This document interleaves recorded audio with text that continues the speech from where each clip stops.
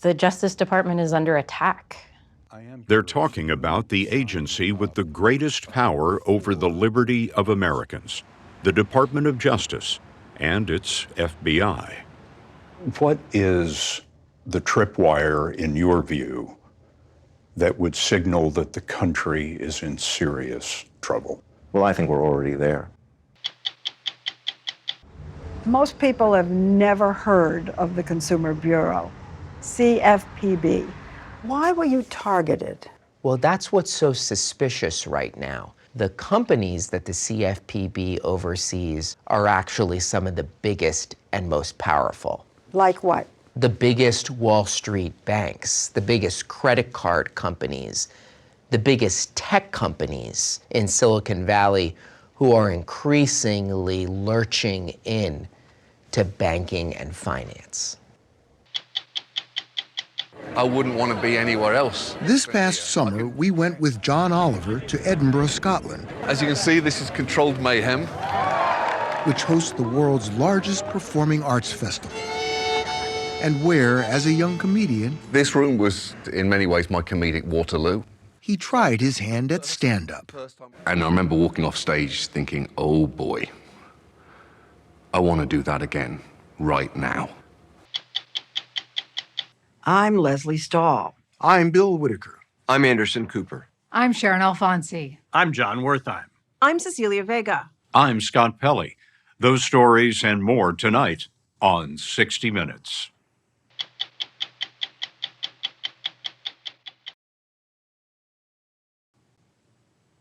The U.S. Department of Justice is reeling tonight from firings and resignations in the first weeks of the Trump administration. One senior leader describes a workplace of confusion and fear. The Justice Department wields enormous power through the FBI and federal prosecutors. It is critical to crime fighting and national security. But even more, the Justice Department is where Americans look for the rule of law. President Trump has been a target of its investigations during the Biden administration. Now Trump says his administration is cleaning up a Justice Department corrupted by politics. Fear has silenced many in the department, but two prosecutors we met chose to speak up. The Justice Department is under attack. They're coming after the people that want to uphold the law as it exists. And that should be terrifying to everyone. Sarah Levine and Sean Brennan were federal prosecutors on the Justice Department's biggest investigation, the attack on the Capitol, until they were fired by the Trump administration January 31st. Why were you fired? Because I did my job. I mean, it's really that simple. I went in, I followed the facts, I followed the law, and I got fired because I did exactly what I was supposed to do. I think we know what we did was right. No regrets. Absolutely none. What we did was justice. Justice for 140 police officers wounded January 6, 2021. Levine and Brennan were hired about a year and a half ago to prosecute cases from the riot. And in how many of your cases was the defendant acquitted? None. None. Which tells you what? The evidence was overwhelming. Overwhelming, but last month, the president pardoned even the most violent convicts, whom he calls by another name. So this is January 6th. These are the hostages. Approximately 1,500 for a pardon. Not long after the ink was dry, letters of termination hit the Justice Department. The letters rewrote history, calling the prosecution itself, in the words of the president, a grave national injustice. Anyone who has watched videos of what happened on January 6th knows that the grave national injustice was not the decision to prosecute the rioters. The grave national injustice has been the Department of Justice turning its back on those law enforcement officers, those members of Congress, and all of those victims who were affected. This was a decision to protect people who had committed serious crimes because they were doing so in support of the president's reelection. To understand the Department of Justice, we went to one who knows it well. Peter Keisler served Republican presidents and was himself head of the Justice Department in 2007 as acting Attorney General for George Bush. I don't think anybody believes that these people would have been pardoned if they had engaged in exactly the same acts, but had stormed the Capitol, say, in opposition to the president and his policies. What message does the president's pardon send? It says that you can commit some very serious crimes, but if you do so as an identifiable supporter of the president's agenda and political interests, you may be able to get off. And I think it was designed to send that message. A message that also hit the FBI. Trump's acting Deputy Attorney General, Emil Bove, demanded the names of about 5,000 FBI personnel who had tracked down the Capitol rioters in 50 states.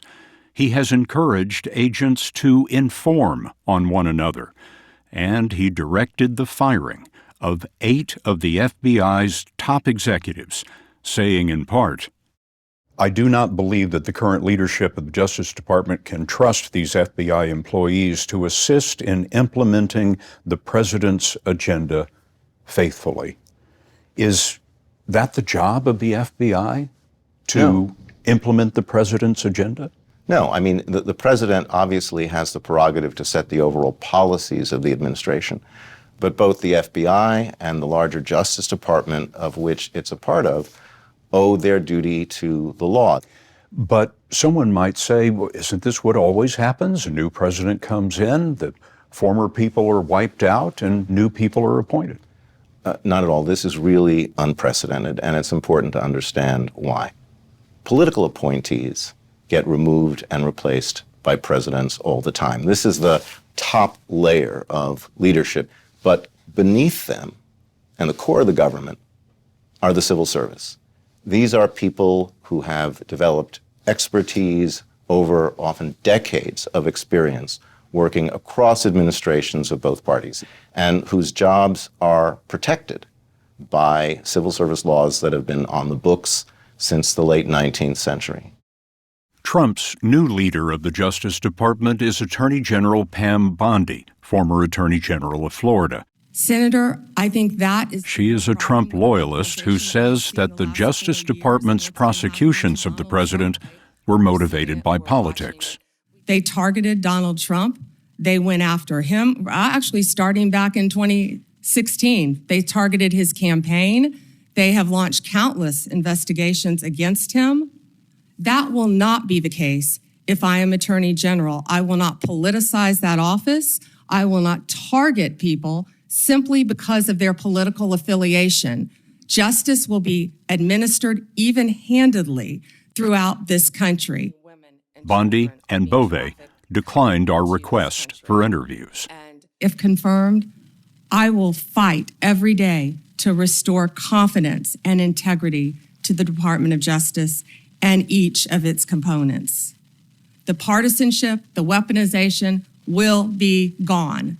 America will have one tier of justice for all.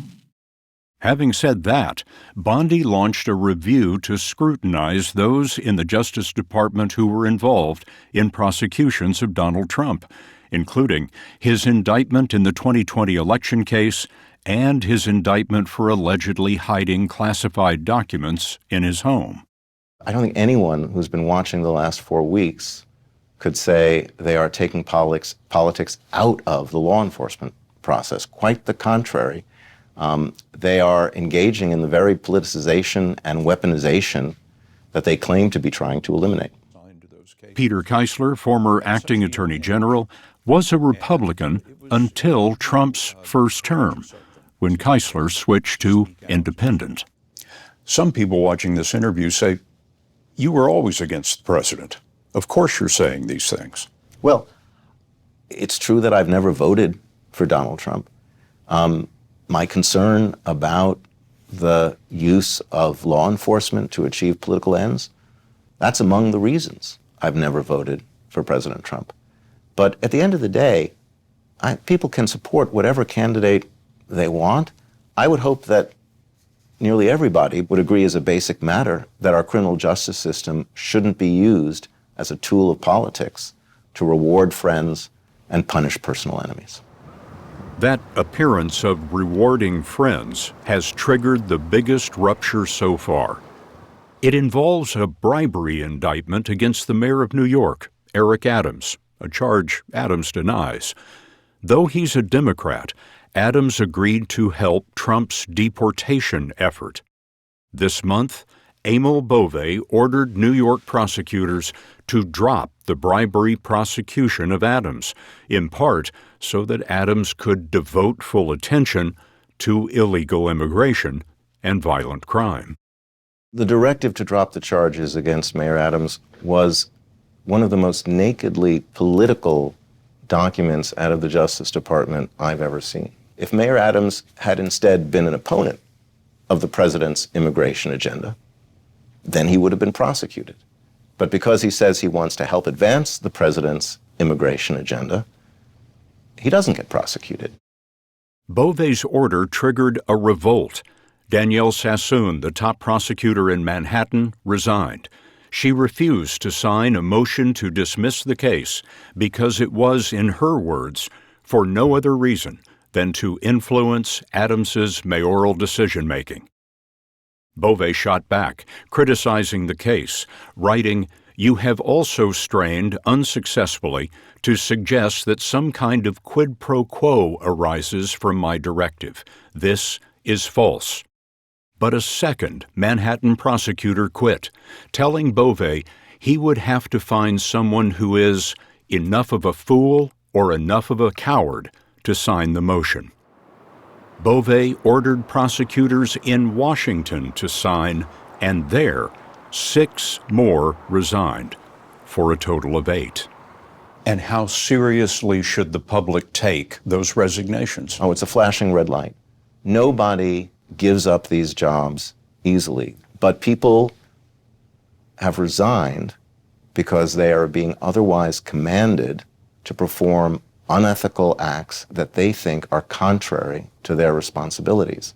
Looking ahead, what is the tripwire, in your view, that would signal that the country is in serious trouble? Well, I think we're already there.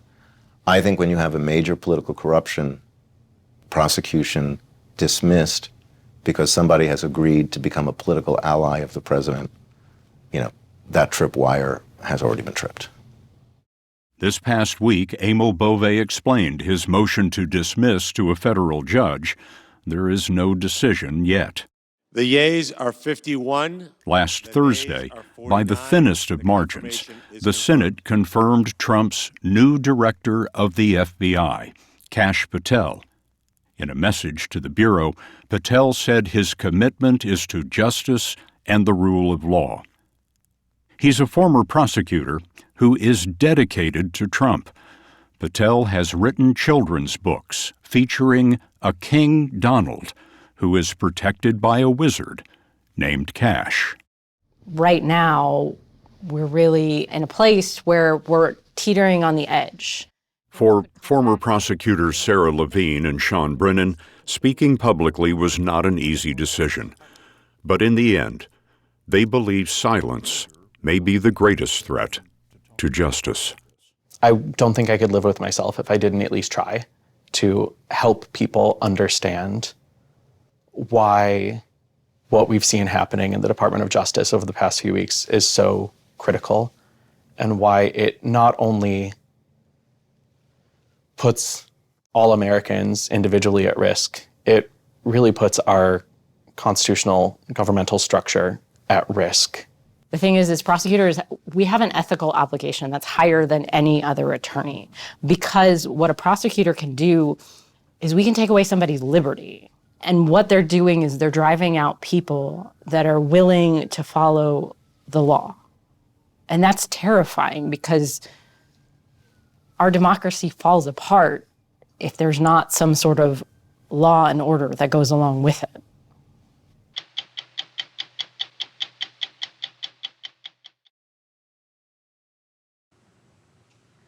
In his role overseeing the Department of Government Efficiency, or DOGE, Elon Musk posted on X yesterday an order to all federal workers to report what they got done last week. Failure to do so would be taken as a resignation.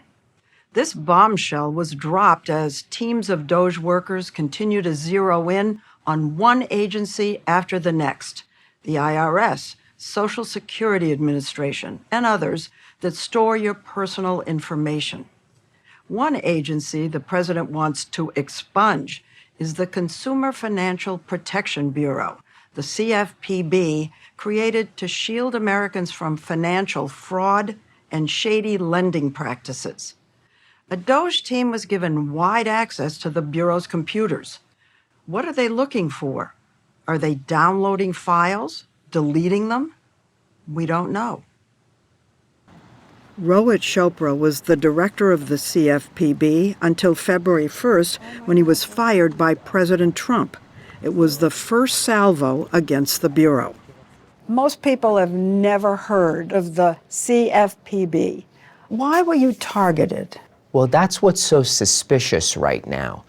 It's a pretty small agency, but here's what's interesting.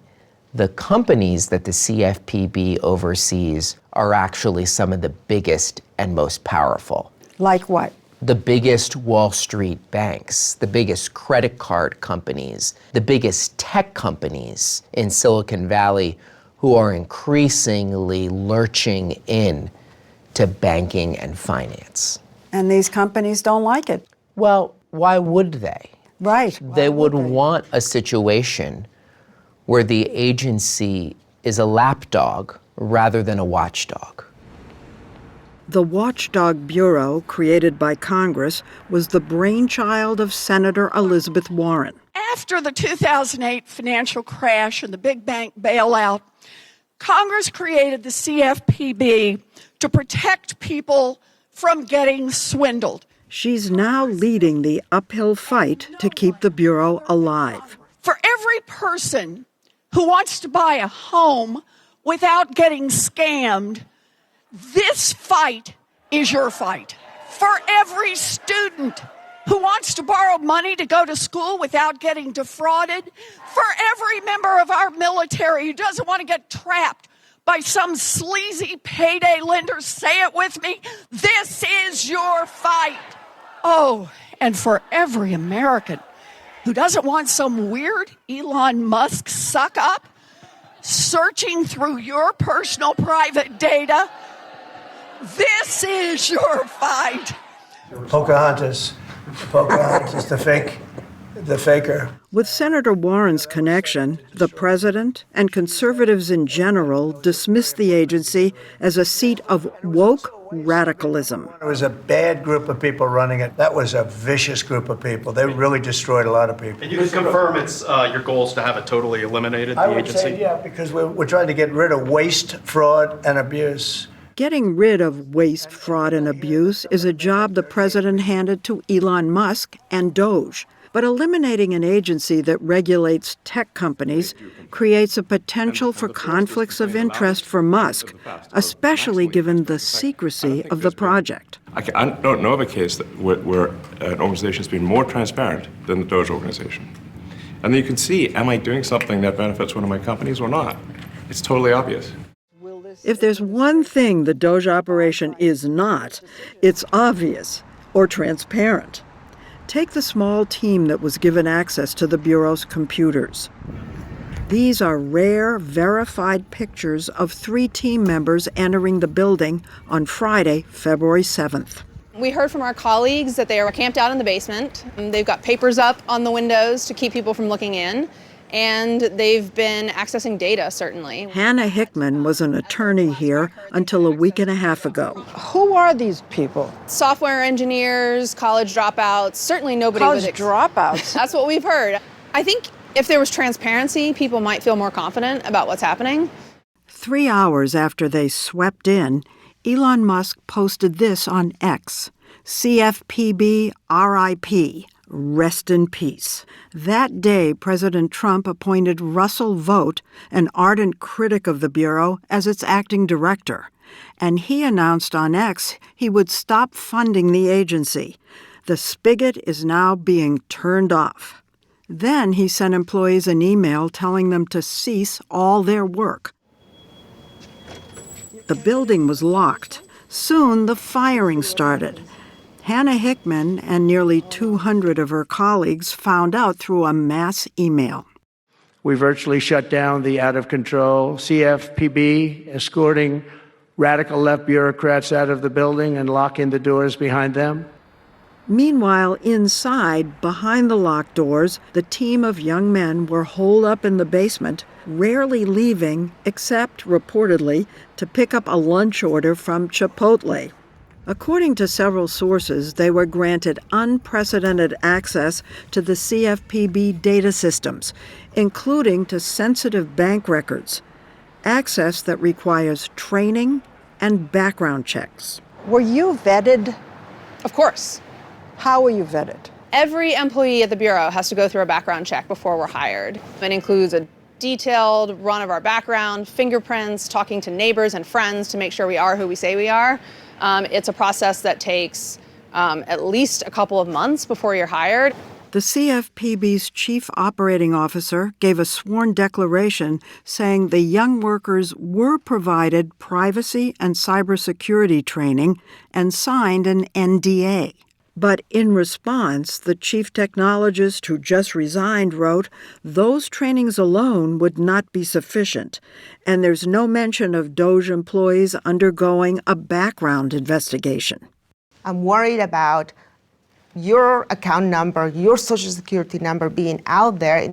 Lorelei Salas and Eric Halpern are the highest-ranking civil servants to leave the Bureau. After they were placed on administrative leave, both resigned. Eric Halpern was in charge of all the Bureau's lawsuits on behalf of defrauded consumers. Both say they're horrified by the idea of people rummaging through the Bureau's confidential files. So we do have information, both proprietary business information, trade secret information, and personal identifiable information for consumers that we collected in the course of our work that was necessary to do our work. If you're a company, you want that information to stay private and to stay confidential.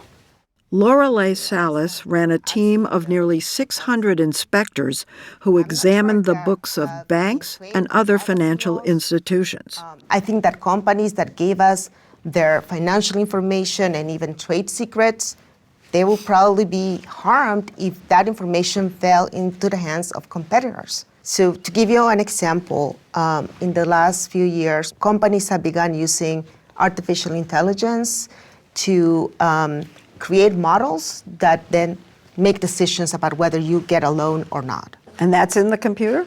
It's in our systems. The algorithms are in the system. Yeah. So what the computers have in some cases are the secret sauce that a competitor could gain a lot from knowing. That is true. I'm sure that American companies, when they begin to think about this, they will not be pleased. In recent years, the Bureau started aggressively policing digital banking companies and products. This is potentially relevant to Elon Musk because he announced that he's starting a new digital payment platform, X Money. Does Elon Musk stand to gain something from these files? Absolutely. His company X is moving into the digital payment space, and so he's potentially able to gain access to files of his competitors like Venmo and Cash App. He is able to take out the regulator that would have been the watchdog for his company. I guess it's easier to fire us than it is to beat us in court. A senior White House official told us that Elon Musk is not in the inner workings of the DOGE operation at CFPB. The young men take their orders from the acting director of the Bureau. When we asked what specifically they were doing, the answer was no comment. Should this agency even exist? No, we didn't need it. No, we didn't need another federal agency in the first place. Norbert Michel of the Libertarian Cato Institute agrees with the president that there are too many financial regulatory agencies. If you look at any large financial institution in the United States, you have roughly 12 federal regulators that can come in and examine it. Why do we need that? Consumer protection existed long before we had a CFPB, and if we got rid of it and put everything back to the way that it was, we would still have consumer protection. But this grew out of the 2008 financial crisis, when people felt that consumers weren't being protected. Banks were protected, but the little people weren't. If they abolished this Consumer Bureau, where would the functions go? Well, the most sensible thing to do then would probably be put them all at the Federal Trade Commission, because that is the main federal consumer protection agency. Their motto is literally on the website, protecting America's consumers. The Bureau has recovered over $20 billion for consumers. But late last week, its dismantling, its disappearing act was there for all to see as workers took down the building's signage. A federal judge imposed a temporary restraining order to stop budget cuts at the Bureau CFPB! And any more firings. A hearing is set for March 3rd. The order does not cover those already fired, like Hannah Hickman. No severance? No, under the normal regulations governing a government layoff, we should receive at least 60 days notice, severance, benefits to help us transition into a new role. It's shocking. There are protections for civil servants. Do you have any recourse? I hope so, and our union is fighting back already. We are looking for all legal avenues to pursue this. At the end of the day, the administration thinks they can get away with it because they don't think we have any recourse. So I'm hoping to prove them wrong. As of now, CFPB investigations and nearly all lawsuits are frozen, and former director Rohit Chopra says no refund checks to defrauded consumers are going out. Right now, would you say that the Bureau exists? I have no idea right now.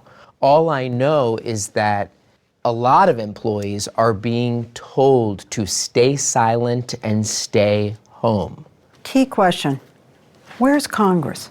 Well, Congress is the one who makes the laws. You can't just say we're going to pass these laws to protect consumers and then act like the agency is a dead fish.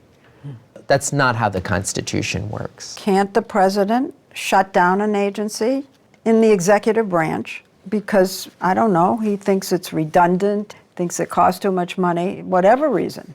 Generally speaking, agencies are established by laws, and eliminating an agency is also done through Congress. All I can say is that the uncertainty around this is a huge signal to the industry that maybe they can get away with cheating people.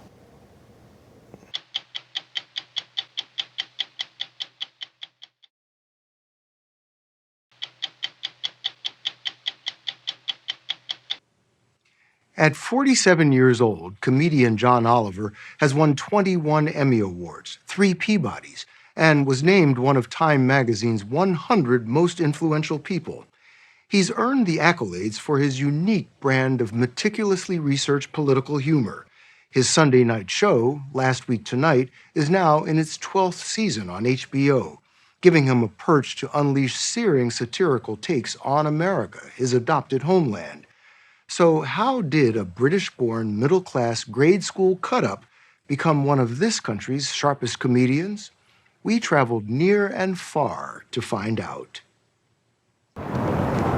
This past summer, we returned with John Oliver to his comedic launching pad, Edinburgh, Scotland, where modern life is set against a medieval backdrop. So tell me about this place. Well, as you can see, this is controlled mayhem. Every August, the city hosts the world's largest performing arts festival, a month-long free-for-all known as the Fringe. Artists from 60 countries perform nearly 4,000 shows. No act is turned away. Some of it will be great, some of it will be otherworldly bad. But the fact that the two can exist concurrently is kind of the point. The Fringe is a magnet for comedians. As a 20-year-old studying English at Cambridge University, John Oliver felt the pull. He went and tried his hand at stand-up. And I remember walking off stage thinking, oh boy, I want to do that again, right now. Almost sounds like it's addictive. Oh, it's absolutely addictive. He came back year after year and headed to the Royal Mile, a picturesque cobblestone street that turns into a competitive marketplace for attention. Sketch comedy from New York, baby! Were you doing this? I was absolutely doing this. When you're first coming up here, the only way to do it is to almost beg for people to come and see you. It's John Oliver! He doesn't have to beg people anymore. He was welcomed with open arms at this basement club where he cut his comedic teeth. I want you to know that I've befouled this stage so many times before, there's no guarantee this will go well. He told us he learns from his mistakes, and starting out, he made a lot of them. It's the best place. But nowhere worse than at this tiny 55-seat venue called Pleasance Below. This room was, in many ways, my comedic Waterloo. Did you fill all the seats? All of this was empty, apart from those 4 seats. And I thought, fine, that's fine. I can do an hour to 4 people. And that was my intention going in. But his plans went awry. About 10 minutes in, 2 people walked out, then a third, leaving one woman alone. I saw her hand slowly move down to her bag. And I said to her, are you leaving? And she said, yeah, I think I'm going to. Got up, walked out, and it's just me and a sound technician in the room. And he said, do you want to keep going? And I said, no, I think we're done here. And also, when you say, do you want to keep going, do you mean this show or this career? Certainly, it feels like I've got some decisions to make. He decided to stop going for the easy laughs. When I started off, I just wanted to make people laugh. Then I wanted to make people laugh about things I cared about. And for me, that was politics in its broadest form. Did it feel like a risk at the time? It felt like a risk worth taking. And it worked. On his weekly HBO show, taped in New York City, his unique take on politics and intrinsic problems is what sets him apart from just about every other comedian on TV. Because it looks to me like you are striking out looking right now. He delights in revealing the absurdity in the obscure. Always, we noticed, with a twinkle in his eye and a mischievous smile. Our main story tonight is the threat of nuclear annihilation. You tackle topics, hospice care, bail reform, organ donations. It's not your typical comedy fare. No, I know those don't sound funny. It's because fundamentally they're not. But there are funny things about how entrenched some of those problems are. And sometimes I think comedy is the best, most illuminating way to talk about them. John Oliver has been making people laugh since he was a kid in the suburbs of Birmingham, England. His dad was a school principal, his mom a music teacher. Young John excelled as the class clown. Later, as a young comedian, he couldn't get enough of The Daily Show. So in 2006, he sent a sample of his work and was called in to try out. John, this is the audition tape. On Oliver's first trip to New York, he riffed with Jon Stewart about the time Vice President Dick Cheney shot and injured a friend on a quail hunt. I'm sure right now those birds are laughing maniacally at us in one of those little coveys of theirs. I don't think birds can laugh, John. Well, whatever it is that they do then. Warble, tweet, coo. They're cooing at us right now, John. Because he was hired on the spot, and over the next 7 years showed his range. Absolute pleasure to be here, John. In 2013, Jon Stewart stepped away to direct a movie. I hope all of you have a wonderful, safe summer. Please enjoy the show. And tapped John Oliver to step in. I don't care what they say, it's my show now, and I want it in pink. Was that kind of like taking Daddy's car for a joyride? Oh, yeah. That very first day, the Edward Snowden news broke, and it was really fun to sit behind the steering wheel and think, oh, how fast does this thing go? Oh, pretty quick, it turns out.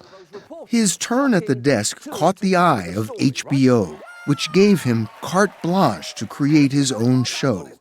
He asked Tim Carvell, head writer at The Daily Show, and comedy producer Liz Stanton to join him.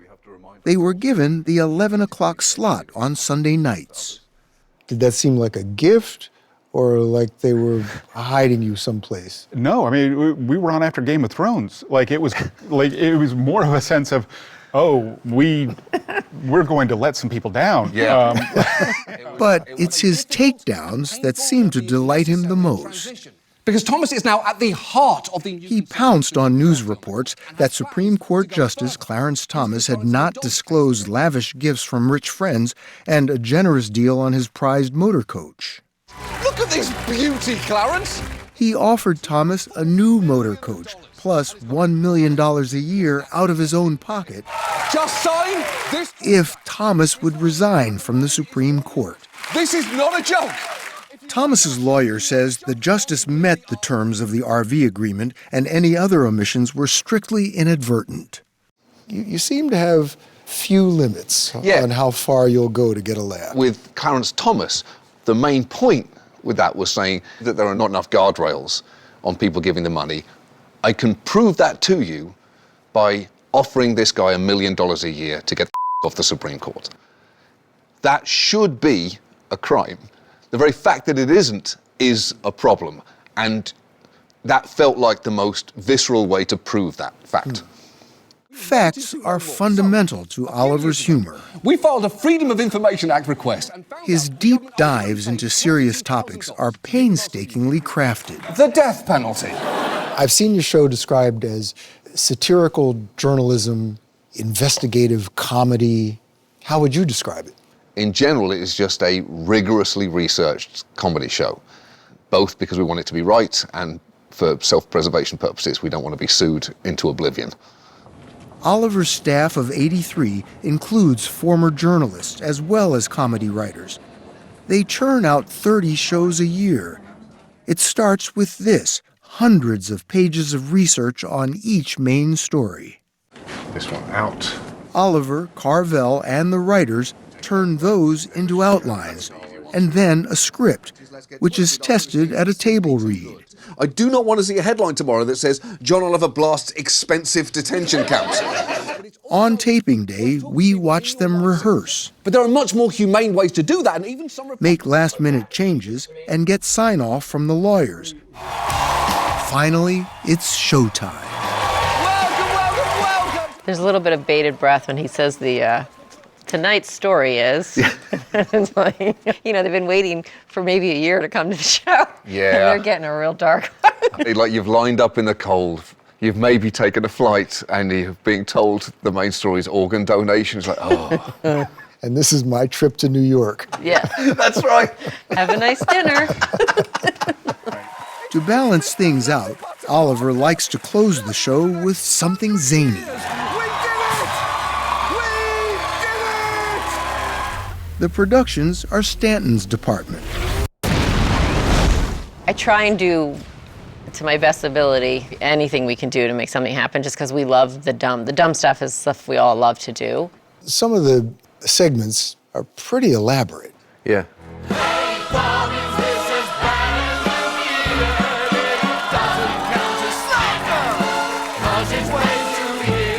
They can't be cheap. We don't talk about that. We don't talk about that. They'll never find out how much any of it costs. We're cheaper than dragons. As far as we're concerned, that's the financial bar. Oliver has devoted fans and passionate critics. He takes aim at both sides of the aisle. Biden's immigration policies, as we've discussed multiple times before, have been haphazard at best. Last season, you told your viewers, do not vote for Donald Trump. Absolutely. I'm not going to sit here and say that that is not a partisan thing to do, to say don't vote for Donald Trump. I think it's good advice. But more than 77 million people voted for Donald Trump. Does your show speak to them? I really hope it speaks to some of them, yes, because most of those main stories that we talk about are not actually party political. Those are lasting problems that have been there before the last 2 or 3 presidents and may well be there for after the next 2 or 3. Home of jails and Though he highlights America's shortcomings, he told us he fell in love with this country as soon as he immigrated. He's now a U.S. citizen who fell for an Iraq War veteran. I married someone who's very American, yeah. She was a medic in the U.S. Army. And now we're married with 2 American kids. You do love to poke fun at America. Yeah. Does it trouble you that some people think that criticizing this place means you don't love it? Yeah, I mean, I just think that's utterly absurd. I think you can criticize something because you love it. Because you love it and you want it to get better. He told us in his personal life he's risk averse. But when it comes to comedy, John Oliver loves to stir up trouble. So if you were to look into your crystal ball, what's next? Other than living in the president's gulags in the future, that's what my crystal ball is showing me right now. What's next? I have no idea. Hopefully just more of this. Keep doing what you're doing. Yeah, it's so fun. It's incredibly hard, not infrequently stressful, but it's really, really fun. As long as America has systemic problems, we'll be there, poking fun at them.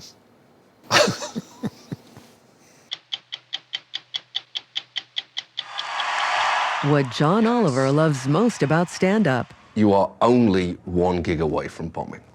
At 60minutesovertime.com, sponsored by Nurtec ODT. Now, the last minute of 60 Minutes. Tomorrow is the 3rd anniversary of Vladimir Putin's unprovoked invasion of Ukraine. More than 55,000 Ukrainians are dead.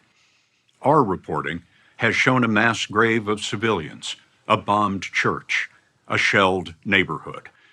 The U.S. has been Ukraine's decisive ally, sending $100 billion in aid. And in 2023, we asked President Volodymyr Zelensky about that. This is a lot of money. We have a lot of gratitude. What else must Ukraine do for everyone to measure our huge gratitude? We are dying in this war. Now, President Trump seems to be turning his back, falsely calling Zelensky a dictator and talking peace with Russia, not Ukraine. I'm Scott Pelley. We'll be back next week with another edition of 60 Minutes. Can President Trump's new approach to foreign policy succeed? H.R. McMaster joins us tomorrow.